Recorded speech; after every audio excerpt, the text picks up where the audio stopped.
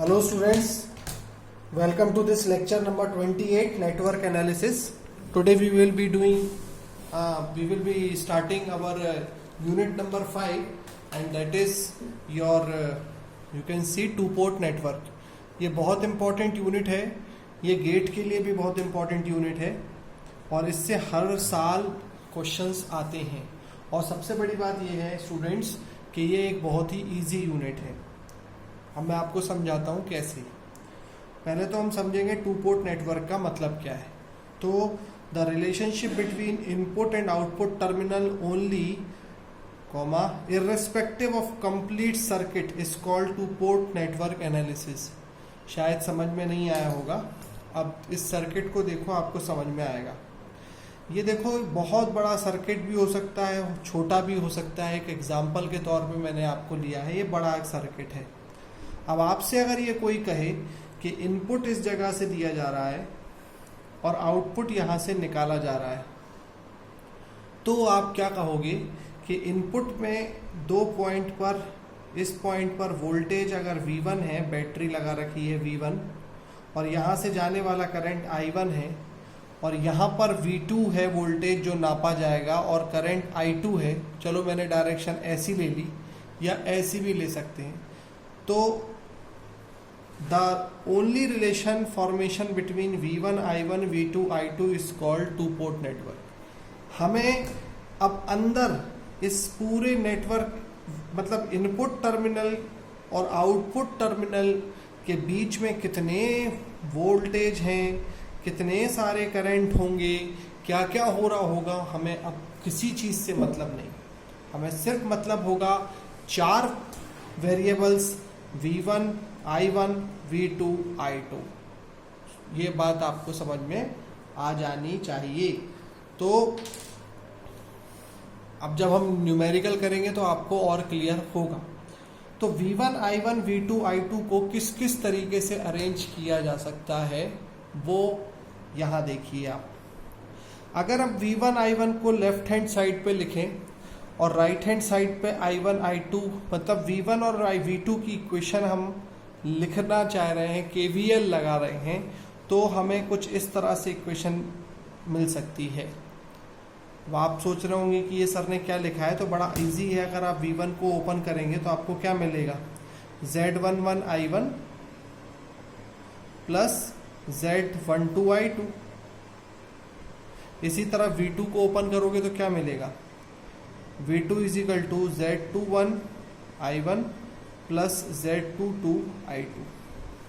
तो क्या हो रहा है, इसका मतलब कि किसी भी प्रॉब्लम में वैसे भी आपने याद करो आप कि आपको V1 equal to 2I1 plus 5I1 ऐसे करके अपन किसी भी सर्किट में KVL लगा के इक्वेशन निकालते हैं कि नहीं निकालते। तो अगर ऐसी इक्वेशन आप बनाते हो जिसमें V1 के बाद इक्वल टू I1 I2 है और V2 के बाद इक्वल टू I1 I2 है, something I1 something I2 something I1 something I2, तो इस तरीके के पैरामीटर को Z पैरामीटर बोला गया है, इम्पीडेंस पैरामीटर, जिसमें V1 V2 लेफ्ट साइड आ जाए और I1 I2 राइट साइड हो। अब अगर हम इसको रिवर्स कर दें, हम I1 I2 की इक्वेशन बनाएं और V1 V2 के फॉर्म में, सर्किट वही है बेटा, एक ही सर्किट में किसी भी तरीके से इक्वेशन बनाई जा सकती है। अभी मैं आपको करके भी बताऊंगा।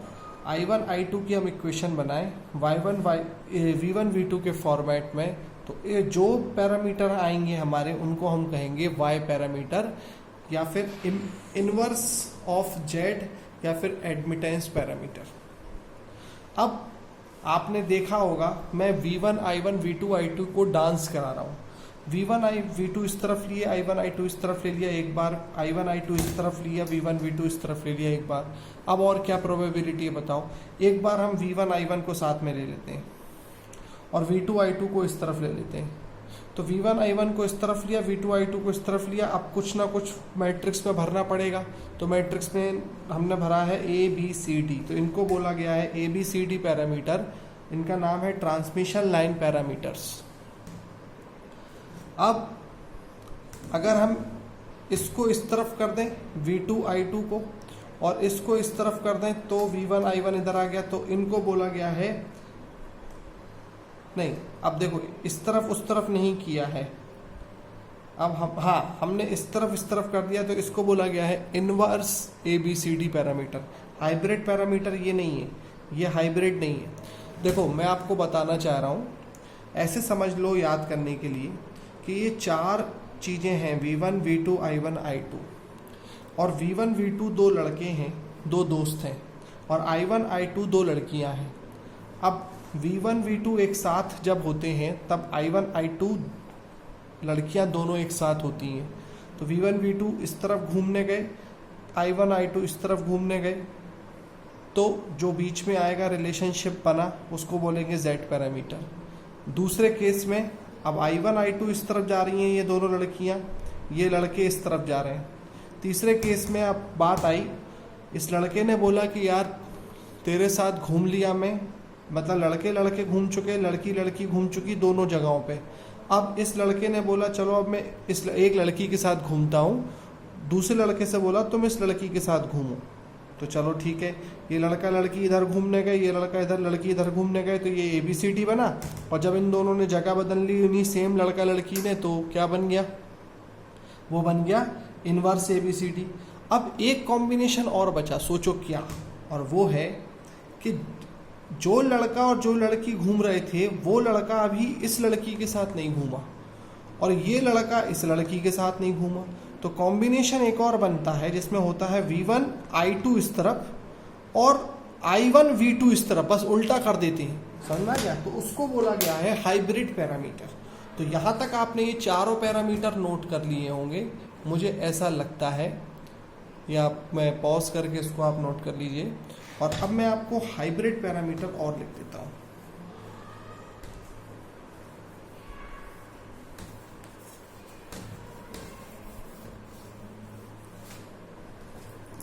तो लास्ट वन है मेरा हाइब्रिड, जगह स्पेस नहीं थी वरना मैं पूरा कर देता, हाइब्रिड पैरामीटर्स, और इसको इनवर्स दूसरा जो शिफ्ट कर देंगे उन लोगों को पार्क में अलग अलग, पहले एक पार्क में ये जाएगा फिर दूसरे उसमें जाएगा, और एक होता है इनवर्स हाइब्रिड पैरामीटर्स। ओके, तो ये आपको समझ में बात आ गई। तो क्या होगा, बड़ा आसान, V1 अब I2 एक साथ घूमेंगे, मतलब एक लड़का और दूसरी वाली लड़की, और ये जाएंगे कहीं, और I1 और V2 घूमेगी एक साथ, V2 और I1 घूमेंगे एक साथ, तो ये हो गया H11 H12 H21 H22, और इसको बोला है हमने हाइब्रिड पैरामीटर्स।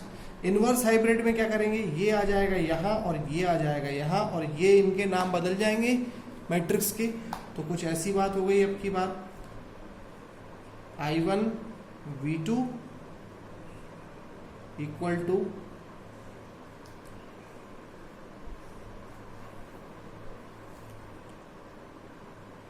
V1 I2, तो ये हो गया हमारा G11 G12 G21 G22। तो रिलेशनशिप ऑफ एनी सर्किट जिसमें हम इक्वेशंस को रीअरेंज करें V1 I1 V2 I2 के फॉर्म में, इसको कहते हैं हाइब्रिड पैरामीटर। ये 2 बार सुनोगे ये वीडियो तो बिल्कुल क्लियर हो जाएगा, यहाँ तक आप नोट कर लो। अब एक क्वेश्चन करके मैं आपको अच्छे से समझाता हूँ हाइब्रिड पैरामीटर का क्या मतलब हुआ, ठीक है ना, न्यूमेरिकल।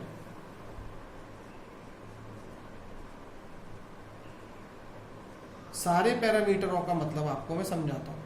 सपोज करिए ये एक सर्किट है, सिंपल सा सर्किट ले रहा हूं मैं आपके सामने।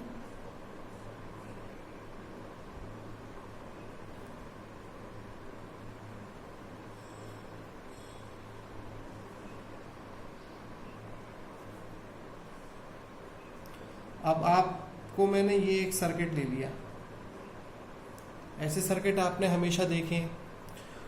2, मेरा पेन थोड़ा सा डिस्टर्ब कर रहा है, तो चलो ये नया वाला 2, ये 3 है सपोज, ये 4 है, ये 10 वोल्ट है, ये 5 वोल्ट, ठीक है। हम और बड़ा भी ले सकते हैं लेकिन बड़ा हम आगे चल के लेंगे, फिलहाल समझाने के लिए एक सर्किट ले लिया मैंने। तो इसमें तो वैसे भी दो मैश हैं और दो ही पोर्ट हैं। दो पोर्ट मतलब एक इनपुट साइड ये हो गई जहाँ पे V1 की वैल्यू हमें 10 वोल्ट गिवन है, V2 की वैल्यू 5 वोल्ट गिवन है। इधर से जाने वाला करंट हो गया I1 और इधर से जाने वाला करंट हो गया I2, और ये दोनों करंट यहाँ पे पहुँचेंगे और नीचे हो जाएगा I1 प्लस I2। तो इक्वेशन आप बना सकते हो क्या कि अपन ने ये वाला I1 अज्यूम किया ना, ये वाला करंट I1 है, तो हमें मिल रहा है 10 बराबर वोल्टेज ड्रॉप कितना हो जाएगा 2 इंटू I1 प्लस 3 इंटू इसमें करंट कितना है I1 प्लस I2। ठीक है, तो इक्वेशन मिली 10 बराबर 2I1 plus 3I1 5I1 plus 3I2। सही है, इसको बॉक्स में लिख लो। और दूसरी इक्वेशन बना सकते हो यहाँ से 5 बराबर, इसको इक्वेशन नंबर ए बोल दिया मैंने। अब 5 बराबर 4I2 plus 3I1 plus I2, इसको सॉल्व करेंगे तो मिलेगा 3I1। 10 बराबर 3I1 प्लस 5I2। अब इसको बी बना लो। अब क्या हम इस दोनों इक्वेशन को ए और बी को मैट्रिक्स के फॉर्म में लिख सकते हैं? बिल्कुल लिख सकते हैं। कैसे? देखो, ये 5 है, हम लिख सकते हैं 10 और 5 एक तरफ इक्वल टू एक तरफ, और ये और ये, और यहाँ आ जाएगा 5, यहाँ आ जाएगा 3, यहाँ आ जाएगा 3, यहाँ आ जाएगा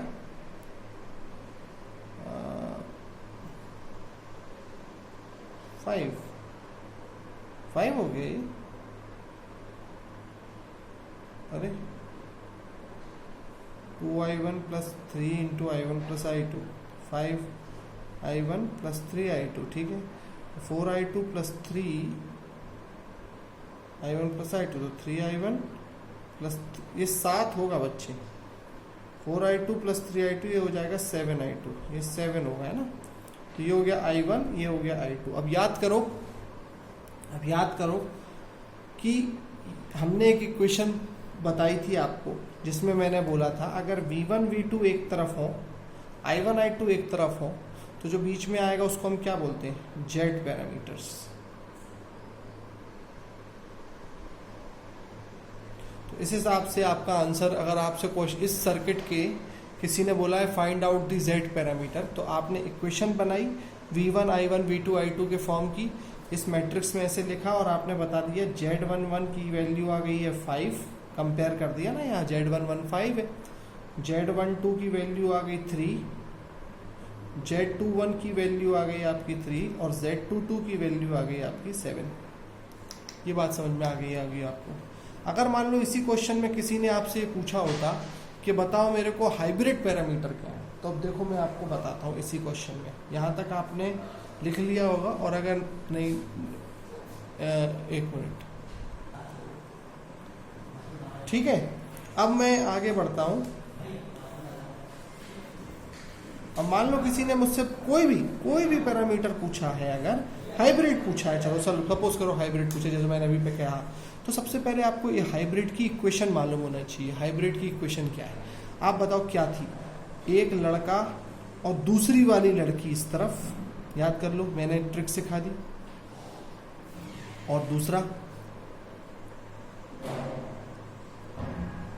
दूसरा लड़का और पहली वाली लड़की, लेकिन पहली वाली लड़की पहले और दूसरा लड़का बाद में। तो ये H11, H12, H21, H22 कहलाएंगे।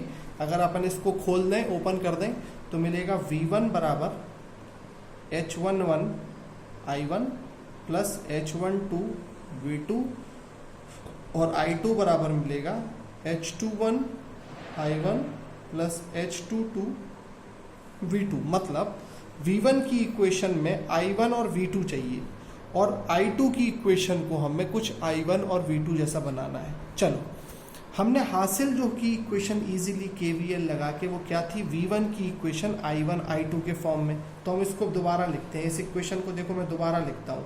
10 इक्वेशन है मेरे पास, 10 बराबर 5I1 प्लस 3I2।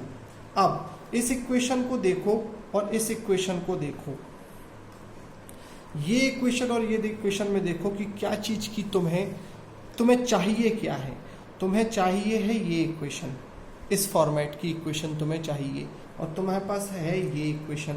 यानी कि इस इक्वेशन में देखो V1 है, इसमें भी V1 है, ये 10 वोल्ट V1 है, I1 है, बिल्कुल I1 है, V2 चाहिए और यहाँ है I2। मतलब हमें अब जो इक्वेशन यहाँ चाहिए उसमें I2 को नहीं चाहिए। तो हमने कहा यार I2 को नहीं चाहिए तो कैसे करें, तो हमने दूसरी इक्वेशन अवेलेबल है उसमें से I2 की वैल्यू देखी, निकाल ली। I2 की वैल्यू क्या होगी बताओ, 5 माइनस 3I1 यहाँ से बाई 7, तो 5 minus 3 into I1 by 7 equal to I2। ये समझ में आ गई बात। ये कैसे दूसरी इक्वेशन, मतलब दो इक्वेशन बनेंगी ना, उन दोनों इक्वेशन से मैंने दूसरी I2 की ही वैल्यू निकाल के यहाँ रख दी। अब यहाँ क्यों रख रहा हूँ, उससे क्या फ़ायदा होगा देखो, 10 बराबर 5I1 प्लस 3I2 की वैल्यू मैंने रख दी 5 minus 3I1 by 7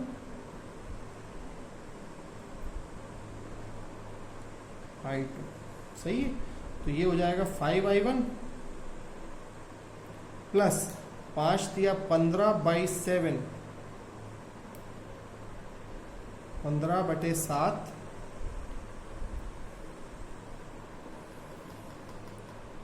5 minus 7/7 into, ये तो I2 की वैल्यू मैंने पुट करी, I2 थोड़ा ना आएगा यहाँ पे, I2 नहीं आएगा ना यहाँ पे, ये पुट करिए। तो 5 दिया 15/7 माइनस 9/7 I1। सही है। अब इसको क्या करेंगे हम, अब हम इसको पुट करेंगे, हमें अब सब कुछ I1 के फॉर्मेट में इक्वेशन मिल रही है। एक्चुअली क्या है, ये इक्वेशन हो जाएगी सॉल्व। तो 1 मिनट के लिए हम इस 5 को V2 मान लेते हैं। देखो बच्चों, V2 मान लेता हूं मैं और इसको V1 मान लेता हूं। ये तो सॉल्व होके निकल ही आएगी, वरना आंसर निकल आएगा, जो एक पर्टिकुलर पैरामीटर है उसकी वैल्यू निकल आएगी, है ना। तो अगर मैं इसको V2 मान लेता हूं तो मुझे यहाँ पे क्या मिल जाएगा, 3V2/7 माइनस 9/7 I1। तो अब देखो 5 माइनस 9, 7 5 35, I1 वाले में 35 माइनस 9 कितने होते हैं, 26/7 I1 plus 3/7 V2 equal to ये V1। अब देखो इसका मतलब क्या हुआ, इसका मतलब ये हुआ कि अब मैंने ये इक्वेशन हासिल कर ली, V1 equal to H11 I1 plus H12 V2, H11 I1 plus H12 V2। मतलब H11 की वैल्यू कितनी निकल आई, 26/7, और H12 की कितनी निकल आई, 3/7। समझ में आ गया आपको। अब दूसरी इक्वेशन देखो, ये इक्वेशन यहां तक आप नोट कर लीजिएगा। अब मुझे H21 और H22 जैसे पता करने, तो मैंने कहा कि यार इक्वेशन क्या होनी चाहिए, मैं इनके पास गया, उनने बोला I2 बराबर I1 और V2 के फॉर्म में इक्वेशन चाहिए। तो हमने देखी दोनों इक्वेशन, यहाँ पर ये 10 एक्चुअली V1 है और ये 5 एक्चुअली V2 है ना। तो हमने देखा कि यार कौन सी कोई है इक्वेशन इजीली जिसमें सब कुछ हो, तो देखा हमने V2 I1 I2, यहाँ देखा अरे V2 I1 I2, बस अंतर इतना है कि I2 को अगर हम इधर लिख लें ऐसे 7I2 बराबर 3I1 प्लस V2 ऐसा लिखा है। अब मैं 7I2 plus 3I1 equal to ऐसा लिखा है ये इस इक्वेशन में ना। अब मैं क्या करता हूँ, I2 बराबर लिख लेता हूँ V2 ऐसे नहीं, माइनस 3/7 I1 प्लस V2 ऐसा लिख लेता हूँ। तो अब इस इक्वेशन को कंपेयर करो यहाँ से, तो I2 बराबर समथिंग I1 बराबर something I1 plus V2 plus something V2, तो समथिंग V2 मतलब यहाँ 1 लिख लेता हूँ। तो आपको साफ समझ में आ रहा है कि अब मेरे को H21 मिल गया है 3 माइनस 3/7 और H22 मिल गया है 1। बात समझ में आ गई? तो कोई भी पैरामीटर सिर्फ इन दो इक्वेशनों से निकाला जा सकता है, क्योंकि किसी भी सर्किट में V1 I1 V2 I2 इस तरीके की फॉर्मेटिंग होती ही है। समझ में आ गया आपको? अब थोड़ा सा आप यहाँ कंफ्यूज हो गए जब V1 V2 को मैंने वैल्यू ना पुट करके डायरेक्टली V1 V2 पुट किया, तो और आगे जो क्वेश्चंस करेंगे उसमें क्लियरिटी आएगी। लेकिन आपको ये सारे पैरामीटर हाइब्रिड ABCD ये सारे पैरामीटर जब भी कोई पूछे तो मेरी बताई हुई ट्रिक से याद होना चाहिए कि V1 V2 एक तरफ और ये, क्योंकि ये याद रखना ही पड़ेगा। ओके, और इसके अलावा अपने पास कोई ऑप्शन नहीं है। अब नेक्स्ट क्या होता है कि कई बार ऐसे क्वेश्चंस भी आते हैं कि convert Z parameters into hybrid parameters, या कोई से भी कोई में आते हैं। तो नेक्स्ट वीडियो में नेक्स्ट इसका 29 नंबर में मैं आपको वो पार्ट बताऊंगा, और फिर लगातार 3 या 4 वीडियोस में हम नए नए टाइप के डिपेंडेंट इंडिपेंडेंट सारे तरीके के सोर्सेज के प्रॉब्लम करेंगे। Okay students, thank you.